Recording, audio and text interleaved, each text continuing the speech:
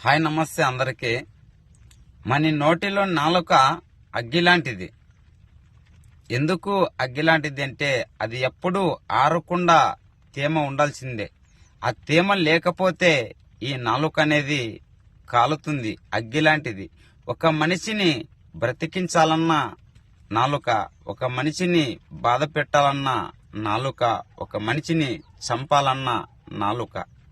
అంటే మన నోటి మాట అనేది ఎవరికైనా కానీ బాధ కలిగించాలి అంటే మన నాలుకతోనే బాధ కలిగించవచ్చు.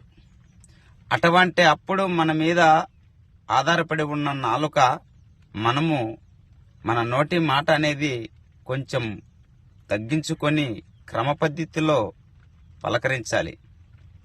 బాగా గుర్తుపెట్టుకోండి మిత్రమా, మన నాలుక అనేది అగ్గిలాంటిది. మనిషిని